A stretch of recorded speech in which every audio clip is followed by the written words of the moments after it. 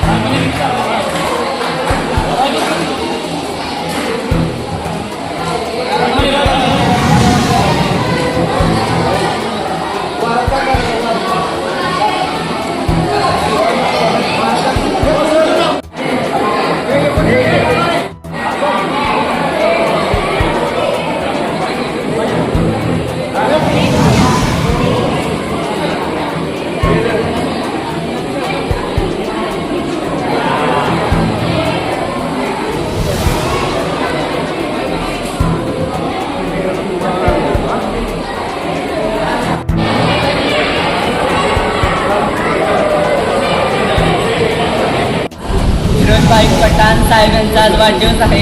ते नगरसेवक आहे, ते आपल्याला सर्वांनाच माहीत आहे. खरं तर मी या समाजात अनेक माणसं बघितली की जी माणसं स्वतःचा वाढदिवस करतात, जी माणसं आपल्या फॅमिलीबरोबर पार्टी करतात आणि मित्रांना पार्टी देतात आणि आपला वाढदिवस साजरा करतात. पण काही असे माणसं असतात की या संस्थेत येऊन मुलांना आशीर्वाद देऊन त्यांच्याबरोबर केक कापून त्यांना संस्कार चांगले देऊन मार्गदर्शन करून त्यांच्याबरोबर वाढदिवस साजरा करतात आणि त्यांना शिक्षण देण्याची प्रेरणा करतात. मला खरं तर सरांचा खूप अभिमान वाटतो. मी या समाजात खरं तर अनेक माणसं बघितली. सर, मी तुम्हाला एक सांगायची गोष्ट म्हणजे तुम्ही नगरसेवक झाला ते म्हणजे असंच नाही तर अभ्यास करून झाला. म्हणजे समाजात तुलना करायची झाली तर ती स्वतःशी कुणाशीही करू नका. तुलना करायची झाली तर ती स्वतःशीच करा. स्पर्धा करायची झाली तर ती स्वतःशीच करा. कारण जो स्वतःची स्पर्धा करतो तो अधिकाधिक शीघ्र करतो. जो स्वतःची तुलना करतो तो अधिकाधिक क्षमता कौशल्य ओळखत पुढे जातो. त्यामुळे जे करायचंय ते स्वतः म्हणजे या समाजात शेळीवरून टाकायचंय का सिंह करून हे स्वतः ठरवलं पाहिजे.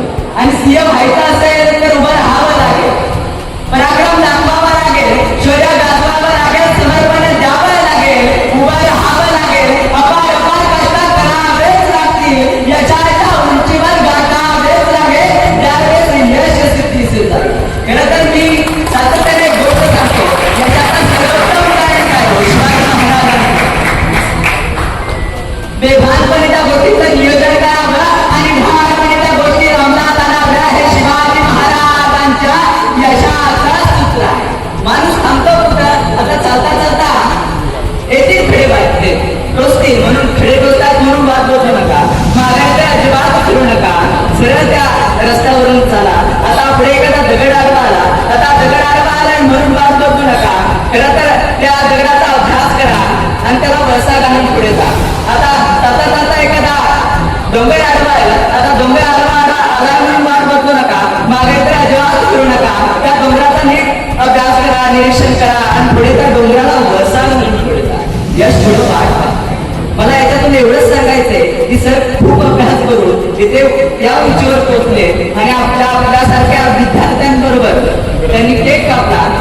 आमचा सर आशीर्वाद तुम्हाला कायम असो आणि तुमचं जे आमच्यावर जे प्रेम आहे ते असंच असू द्या. जाता जाता एवढंच म्हणतो, आपणास शिवण्याची श्रीमंती, आपणास शिवण्याची श्रीमंती, रायगडाची भव्यतापर्यंतची दिव्यता, शेकडाची शर्यता आणि सह्याद्रीची उंची लाभो ही शिवचरणी प्रार्थना. तुझा भगवानच्या कृपेने आपणास उदाहरण छत्रपती शिवाजी महाराज की, छत्रपती संभाजी महाराज की, माता की जय भवानी. बाळासाहेबांनी वैभव सर्व राजमानी सर्व माझे जवळचे मित्र आणि विमानोंचे सर्व शिक्षक वर्ग आणि विद्यार्थी माझे मित्र माझ्या भारताची भूकल्या सगळ्या तुम्हाला माझ्या नेते श्रीमंत छत्रपती शिवेंद्रराजे भोसलेंच्या वतीनं इथून पुढचे आयुष्य चांगलं आणि भरभराटी तुम्हाला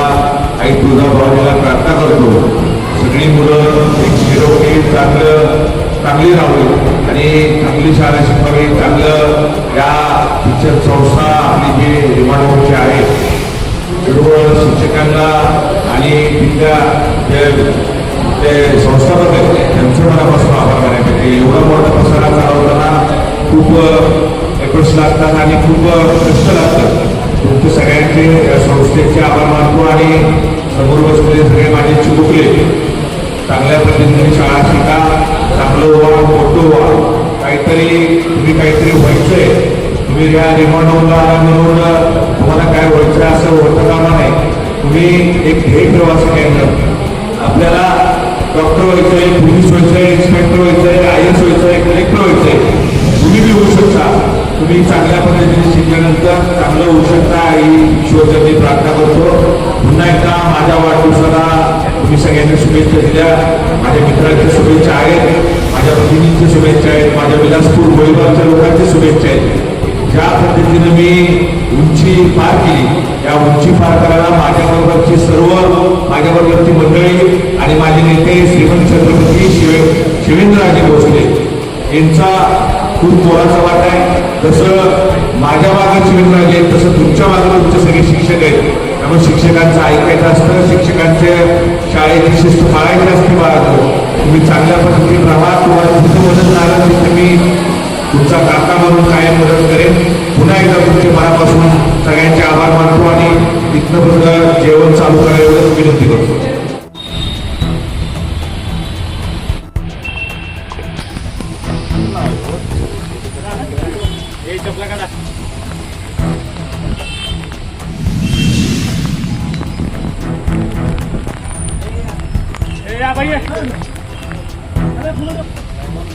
मामूया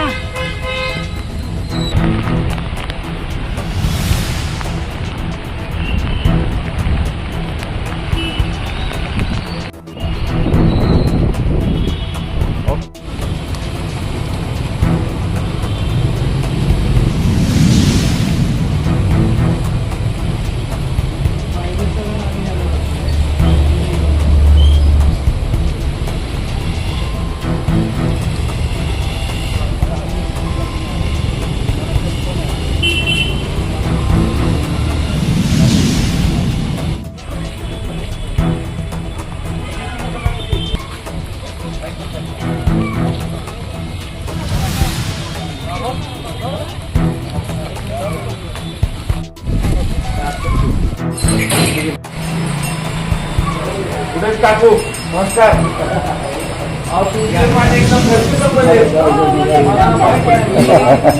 मोठं त्यांच्या घरात आलो.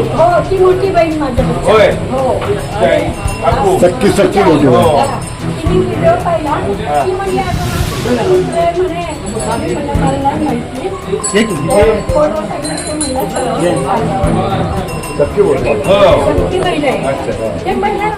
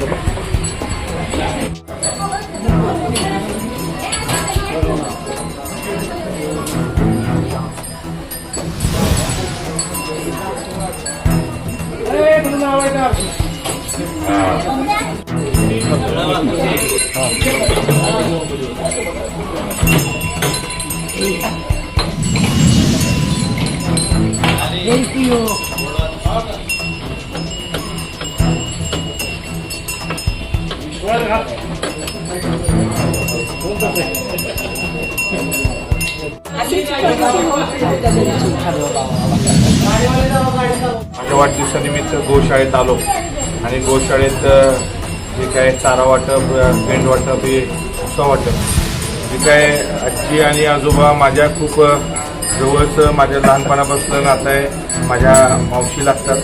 पण मला एवढंच सांगायचं आहे सातारकरांना आणि सातारा जिल्ह्यातल्या सर्व नागरिकांना आवाहन करायचं, 29 गोमाता सांभाळतात. गोमातांचं रक्षण करणे हे आपलं कर्तव्य आहे. पण चांगल्या पद्धतीनं तिचं रक्षण करतात आणि त्याला खायचं असू दे, पाणी असू दे, सगळं असू दे, दोघं बी आज एवढ्या वयस्कर होऊन बी चांगल्या पद्धतीनं त्या गोमाताचं रक्षण करतात. त्यांना ईश्वरचरणी त्यांचं सगळ्या गोष्टी इच्छा पूर्ण व्हावेत. त्या आता दोघांचं आरोग्य ईश्वरचरणी चांगलं राहावं. आई तुळजाभवानीला एवढीच प्रार्थना करतो. ज्या पद्धतीने ते सांभाळ करतात त्यांना सगळी मदत व्हावी, सगळीकडनं व्हावी. आणि सातारकरांना आणि सगळ्यांना एक छोटंसं आवाहन करतो, गोमाताचं रक्षण आपण सगळ्यांनी करायला पाहिजे. आणि गोमाता ही आपली माता म्हणून सगळे आपल्या अखंड भारतात ओळखलं जातं. सगळ्यांना गोमाताचं रक्षण करून गोमाताची ज्या पद्धतीनं सेवा करायला मिळेल त्या पद्धतीने सेवा करावी. माझे नेते श्रीमंत छत्रपती शिवेंद्रराजे भोसले यांच्या मार्गदर्शनाने आम्ही ह्या सगळ्या गोष्टी करत असतो. एवढंच सांगायचे. पुन्हा एकदा तुमच्या दोघांना मनापासून तुम्ही एवढं चांगलं काम करता. तुम्हाला दोघांना शुभेच्छा. धन्यवाद.